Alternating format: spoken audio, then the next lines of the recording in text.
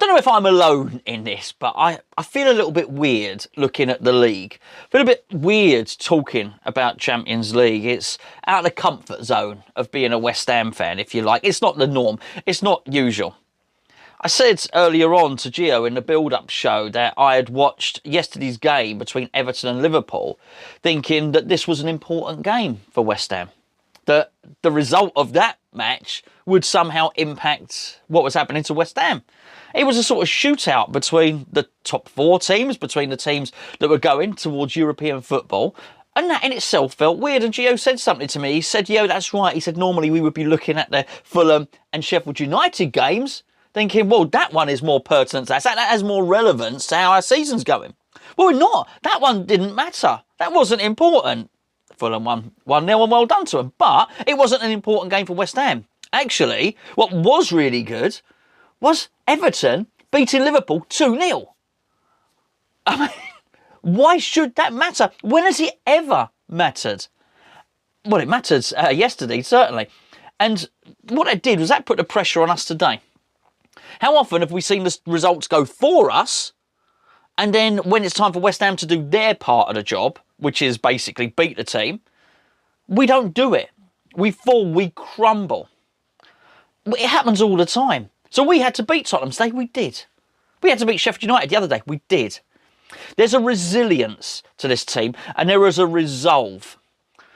And a lot of these are sort of, I think, not so much dirty words, but, you know, work rate and endeavour and all of that sort of thing. Not so much dirty words, but words that you wouldn't necessarily attribute to, certainly West Ham, but almost certainly to the top teams. If you're going to go and describe Manchester City, for instance, you're not going to start saying resolve and determination. I'm not saying they don't have those qualities, but you're talking about flair and speed and all these other things. But West Ham seem to have this organisation and resolve in abundance to such an extent that, look, I'm not going to lie, in the second half of that game against Tottenham, it was pretty squeaky bum. You know, I don't bite my nails a lot. I did during that game, but I did feel that we did a really good job of repelling them. Spurs, I know they haven't been in good form, but when I saw the team, again, it's a very West Ham thing. I thought, oh no, not this again. Dele Alli's sort of coming back into form, back in favour. Mourinho, he's been out of favour. Gareth Bale, I saw him play in Europe, and he'd looked good. And I thought, this is Tottenham about to get back into form. This is a bad time to play them. But actually, they're going to have to wait another game before they do. And in fact, in many respects, they're going to have to pretty much concentrate on Europe and concentrate on the FA Cup now. Because 9 points behind West Ham in fourth, that's a long way to claw it back, even if it's not West Ham that are in there. But I felt today we actually went for them and we played them as a team. When I talk about resolve, when they started to bring those good players on, I really felt like as if they were going to have to work very, very hard to get a goal.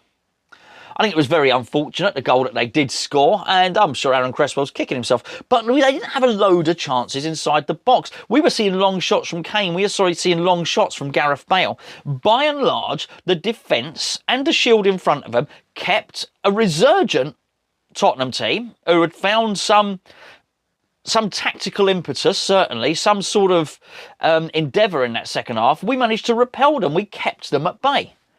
And the longer it went on, yes, it was nail-biting, but I thought, actually, we're doing a pretty damn good job here. And that is miraculous, bearing in mind, and I'll discuss this in tomorrow's video in more detail, the individual performances and whatnot. But I thought that was pretty miraculous, bearing in mind the mainstay of our defence, Angelo Ogbonna, was not part of that today. Well, I'll tell you what, Issa Diop did a remarkably good impression of Angelo Ogbonna today. And particularly more impressive when that's not really his side of the defence. He's a right-sided central defender. He's right-footed. That's Ogbonna's side of the pitch. But he did absolutely fantastically well to help repel them. So at what point, and here's really, you know, the point of this video, at what point as West Ham fans do we start to look at that league as anything other than a surprise, as anything other than a sort of miracle that we're in this position? Now, I understand we got Manchester City next. However, I don't want us to. We probably do have a loss in us and are able to go again, because this is sort of what we do. When we do lose a game, we do tend to bounce back. Yes, it's a topsy-turvy league. It's a strange one this season for all the reasons that you already know. However, despite all of those things, here we are. We find ourselves in that position. And again, we seem to have this resolve because we have there's tactics to it, but we seem to have a cohesive unit. We seem to have a group of players that are steadfast, that are together, that are as one. I said in the review, I love to see that celebration. I don't like contrived celebrations and the rest of it in the main, but I like that because it showed a togetherness. We're hearing it all the time in interviews. The players saying they're going in for extra training. The players are going in to be in amongst each other's company. He is absolutely, I'll say he, Moyes is building a squad. He's building a collection of mates. He's building a group of people who enjoy working together, who are willing to run through brick walls, literally run off the pitch, as I said, get stitched up and run back on the pitch.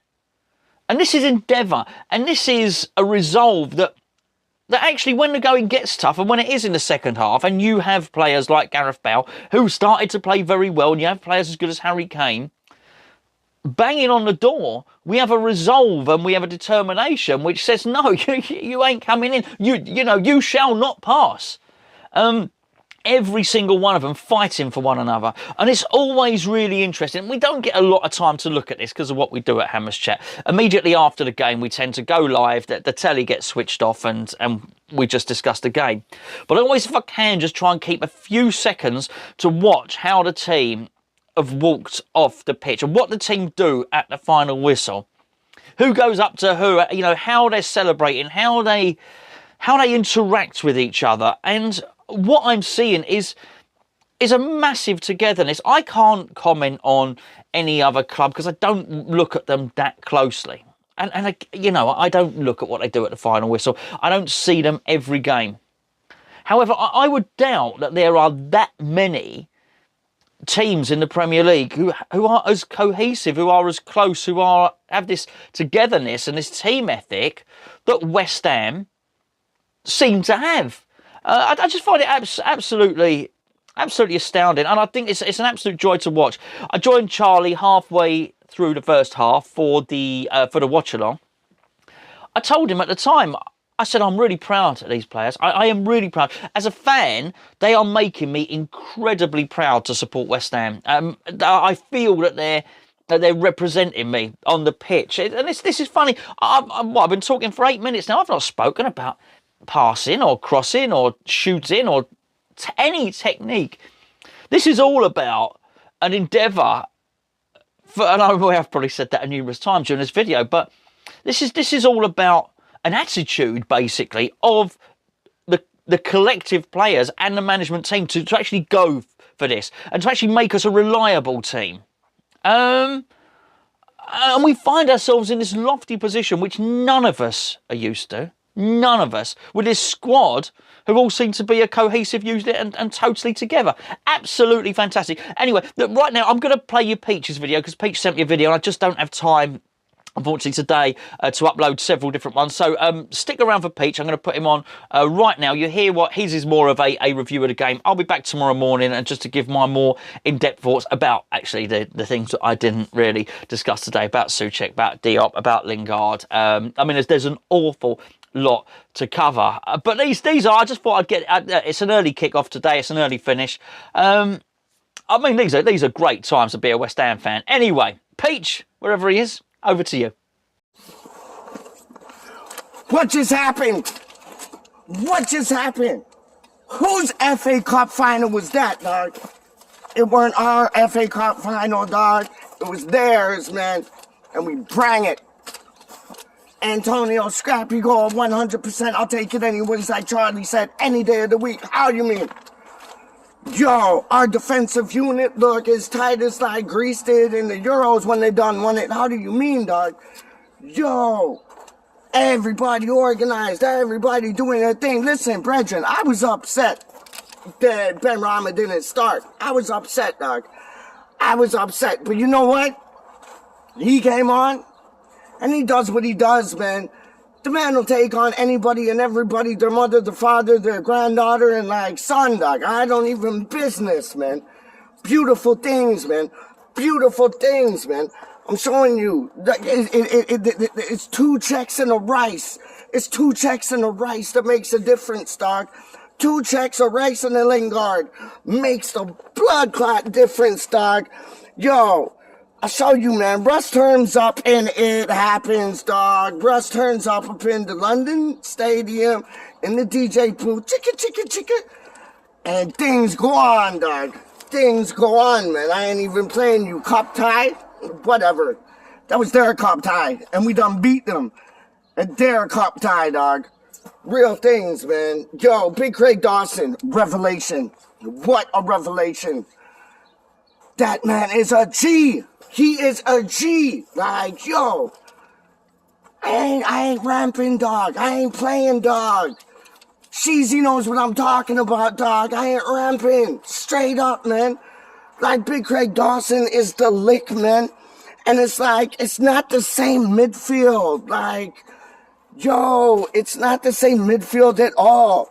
It's like, it's different. And that's the engine of the team, is the midfield. And what we got is different. Like, Rice and Souček. Like, Souček is like Terry Butcher, dog. Like, yo, homeboy got stuck in gangster things, dog. Gang them things, dog. Like, yo, he got stuck in, and like, he kept going on and on and on and on and on and on and on.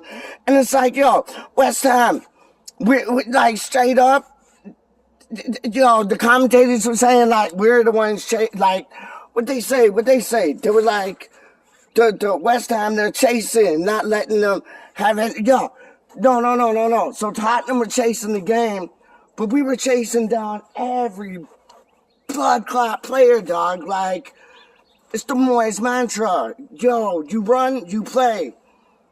We weren't letting them have any time on the ball at all. We were not letting them have any time on the ball at all. Straight up, man. Straight up, man. And it's like, I'll show you, man. It's like, Moyes, when he was yelling at Lucas Moura on the sidelines, it's just like, yo, get up, pal. Get up, pal. Like, yo, you went down like nothing. Like, get up, man. Real things, man. And it's like, yo, I found, like, the man that was trying to single out Fornals. Like, he was doing, like, bad things. He wasn't doing bad things. Yo, man, we beat them. We beat them. Drew them last time, beat them this time. Top 4 things, brethren. Top 4 things, man. I ain't even playing, man. That champion music is playing in my head, dog. It's playing in my head, man. What a defensive masterclass. Yo, I'm on cloud 9. I'm on cloud 9. How do you mean, man? I gotta go eat a chicken and mushroom pot noodle sandwich just now. Big up Gonzo. You don't know how we roll, dog.